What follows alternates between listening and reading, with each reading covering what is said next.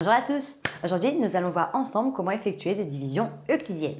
Donc nous avons ici deux opérations, donc deux divisions que nous allons effectuer.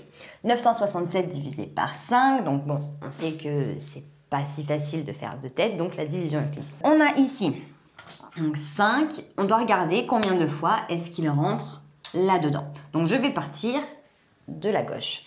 Là, je prends 9. Est-ce que 9 est plus grand que 5? Oui. Donc, je reste sur cette base-là. Combien de fois 5 rentre dans le chiffre 9? Il ne rentre qu'une seule fois, puisque 5 fois 1, ça fait 5. 5 fois 2, ça fait 10, donc ça dépasse. Donc là, il en rentre une seule fois.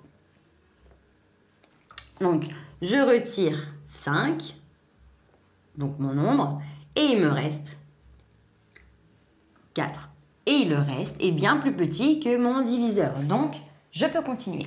Je vais descendre le chiffre 6 pour pouvoir passer à la suite. Maintenant, je regarde 5. Combien de fois il rentre dans 46? Donc, je regarde par rapport à mes tables. On sait très bien que 5 fois 9 est égal à 45. Donc, du coup, 45. Si je regarde par rapport à 46, je ne peux pas rajouter de 5. Donc, en fait, c'est terminé. On peut mettre directement 5 fois 9 qui me donne 45. Donc, je retire 45. Je tire un trait, je fais ma soustraction. 46 moins 45, ça fait 1. 1 est bien plus petit que 5, donc je peux continuer. Je descends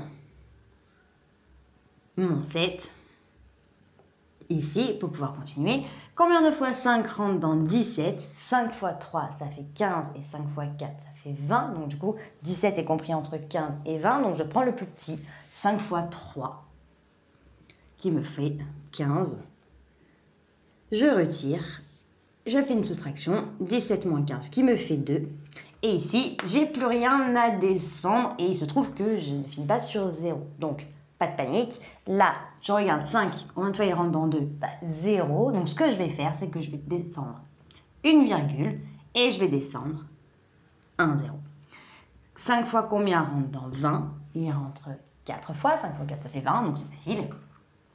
5 fois 4, 20, moins 20, 20 moins 20, ça fait 0. J'ai terminé, c'est une réponse exacte. En gros, c'est une quantité de chiffres limitée après la virgule, ça fait exactement 193,4.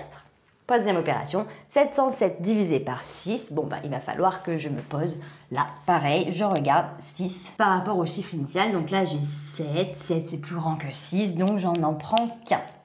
6, il rentre une seule fois dans 7, donc j'écris 1, moins 6, il me reste 1. Donc là, 1 plus petit que 6, je continue et je descends 1, 0. 6 rentre combien de fois dans 10? 6 fois 1, 6, 6 fois 2, 12. Donc en fait, il rentre qu'une seule fois. Donc là, j'enlève 6. Hop, on va pouvoir descendre 10 moins 6 qui nous font 4. 6 plus grand que 4, on est bon, je peux descendre le 7 et je regarde par rapport aux tables que je connais, qu'est-ce qui se rapproche le plus de 47. Donc on sait que 6 fois 7, ça fait 42. 6 fois 8, 48, donc ça dépasse. Donc je vais être obligée de m'arrêter à 6 fois 7, 42. Donc j'enlève 42. 47 moins 42 qui nous font 5. Donc concrètement, 5 toujours plus petit que 6. Et là, j'ai plus rien à descendre. Donc, je pose ma virgule pour pouvoir descendre 1, 0. Et il se trouve que 6 rentre combien de fois dans 50? Bon, on a dit tout à l'heure que 6 fois 7, 42. 6 fois 8, 48. Donc là, 48 par rapport à 50. Là, je vais mettre 1, 8. J'enlève 48 et il me reste 2, 0. Et une fois que je suis ici, 6 fois combien se rapproche le plus de 20? Donc 6 fois 3, ça fait 18. Donc je vais faire 3. Et en fait, là, je suis de toute façon sous... Déjà, j'ai bien avancé la division. Ça me permet de savoir à combien de chiffres est-ce que je vais m'arrêter après la virgule. Je pourrais m'arrêter ici, mais l'objectif est de savoir, quitte à m'arrêter et de dire que c'est environ, d'arrondir correctement. Donc là, en fait, il me reste 2. Donc je sais que là... Il me restait 2, j'ai descendu un 0. 6 fois 3, 18. Il me reste 2, je rajoute un 0. 6 fois 3, 18, etc., etc. Ça ne s'arrêtera plus jamais. On sera toujours sur un reste de 2. Donc là, on va avoir 117,8333333333 indéfiniment. Donc en fait, je n'ai pas à arrondir dans le sens où ici, c'est exactement 193,4. Pas d'arrondissement nécessaire, parce que c'est la valeur exacte, alors qu'ici, c'est un chiffre qui s'arrête jamais. Donc je peux marquer 3, 3, 3, 3.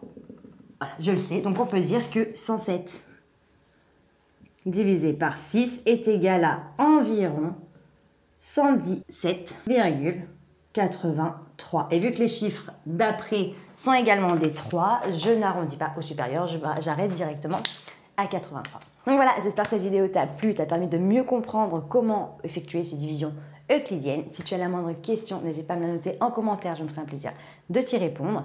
Pour nous rejoindre, si ce n'est pas déjà fait sur YouTube, il te suffit d'activer la petite cloche et sur Internet et différents réseaux sociaux, comme sur Facebook, Instagram et sur Snapchat. On te met tout en barre d'infos pour que tu ne rates aucune information. Et d'ici une très prochaine vidéo, je te dis à très bientôt.